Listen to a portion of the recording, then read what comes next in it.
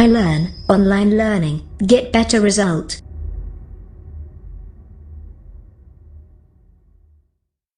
आनुवंशिकी जेनेटिक्स जीव विज्ञान की वह शाखा है जिसके अंतर्गत आनुवंशिकता हेरिडिटी तथा जीवों की विभिन्नताओं वेरिएशन का अध्ययन किया जाता है। आनुवंशिकता के अध्ययन में ग्रेगर जॉन मेंडेल की मूलभूत उपलब्धियों को आजकल आनुवंशिकी के अंतर्गत समाहित कर लिया गया है। प्रत्येक सजीव प्राणी का निर्माण मूल रूप से कोशिकाओं द्वारा ही हुआ होता है। इन कोशिकाओं में कुछ गुणसूत्र क्रोमोसोम पाए जाते हैं। इनकी संख्या प्रत्येक जाति स्पीशीज में निश्चित होती है। इन गुणसूत्रों के अंदर माला की मोतियों की भांति कुछ डीएनए की रासायनिक इकाइयां पाई जाती हैं जिन्हें जीन कहते हैं। ये जीन गुणसूत्र के लक्षणों अथवा गुणों के प्रकट होने, कार्य करने और अर्जित करने के लिए जिम्मेवार होते हैं। इस विज्ञान का मूल उद्देश्य आनुवंशिकता के ढंगों पैटर्न का अध्ययन करना है, अर्थात संतति अपने जनकों से किस प्रकार मिलती जुलती अथवा भिन्न होती है। समस्त जीव, चाहे वे जंतु हों या वनस्पति, अपने पूर्वजों के यथार्थ प्रतिरूप होते हैं। वैज्ञानिक भाषा में इसे समान से समान की उत्पत्ति लाइक बिगेट्स लाइक का सिद्धांत कहते हैं। आनुवंशिकी के अंतर्गत कतिपय कारकों का विशेष रूप से अध्ययन किया जाता है। प्रथम कारक आनुवंशिकता है। किसी जीव की आनुवंशिकता उसके जनकों पूर्वजों या माता पिता की जनन कोशिकाओं द्वारा प्राप्त रासायनिक सूचनाएं होती हैं। जैसे कोई प्राणी किस प्रकार परिवर्धित होगा, इसका निर्धारण उसकी आनुवंशिकता ही करेगी। दूसरा कारक विभेद है जिसे हम किसी प्राणी तथा उसकी संतान में पाते या पा सकते हैं। प्रायः सभी जीव अपने माता पिता या कभी कभी बाबा दादी या उनसे पूर्व की पीढ़ी के लक्षण प्रदर्शित करते हैं।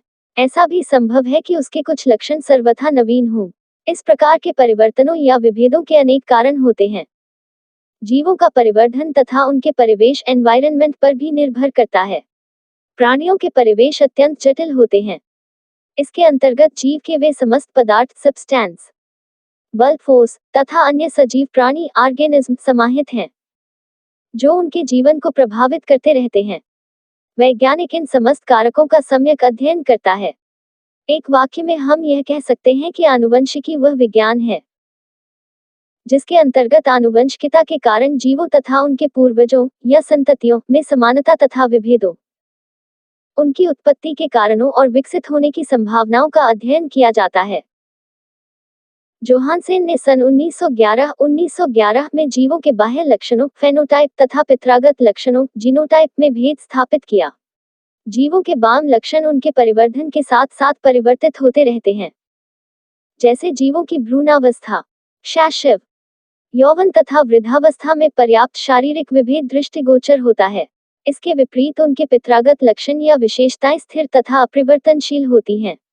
किसी भी जीव के पितरागत लक्षण और परिवेश की अंतःक्रियाओं के फलस्वरूप उसकी वृद्धि और परिवर्धन होता है।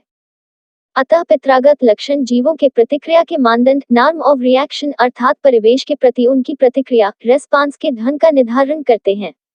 इस प्रकार की प्रतिक्रियाओं से जीवों के बाह्य लक्षण फेनोटाइप का निर्माण होता है। आनुवंशिक तत्व का कृषि विज्ञान में फसलों के आकार, उत्पादन, रोगरोधन तथा पालतू पशुओं आदि के नस्ल सुधार आदि में उपयोग किया जाता है। आनुवंशिक तत्वों की सहायता से उद्विकास इवोल्यूशन, ब्रोनिकी एब्रायोलॉजी तथा अन्य संबद्ध विज्ञानों के अध्ययन में सुविधा होती है।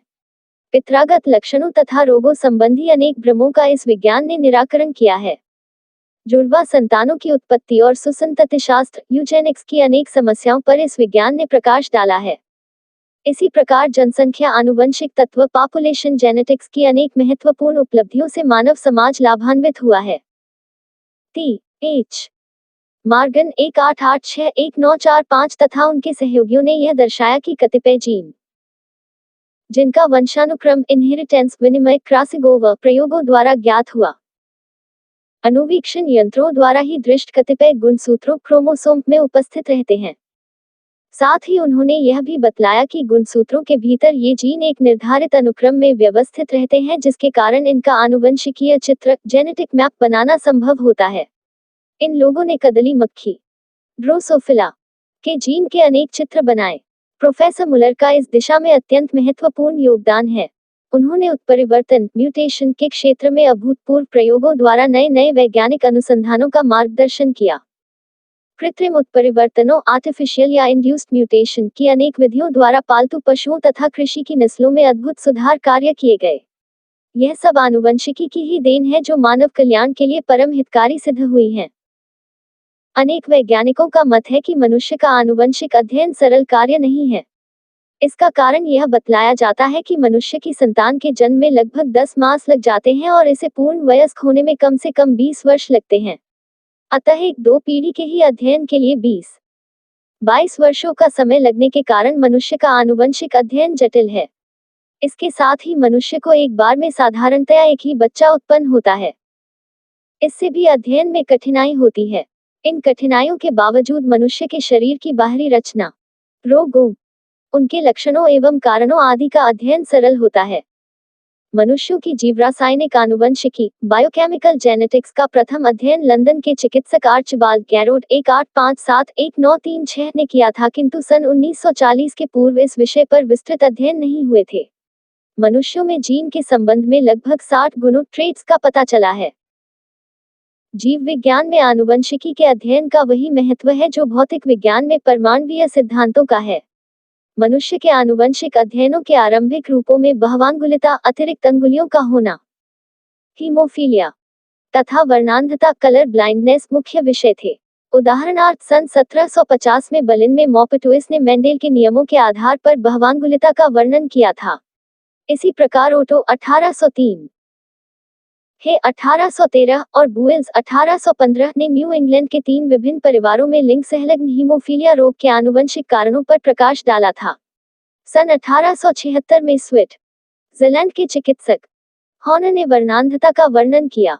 सन 1958 में जॉर्ज बीडल को कायिकी तथा औषधि विषयक जैव रासायनिक आनुवंशिकी क्षेत्र में महत्वपूर्ण योगदान के लिए नोबेल पुरस्कार प्राप्त हुआ। सन 1959 में जेरोम लेजुइन ने मंगोलिया मूर्ता मंगोलाइड इडियोसी का विद्वत्तापूर्ण वर्णन प्रस्तुत किया। सन 1956 में J.H.G.O. एल्बर्ट लीवान, चार्ल्स फोर्ड एवं जॉन हैमिल्टन ने मनुष्य के गुणसूत्रों की संख्या 46 बतलाई। इसके पूर्व लोगों का मत था कि यह संख्या 48 होती है।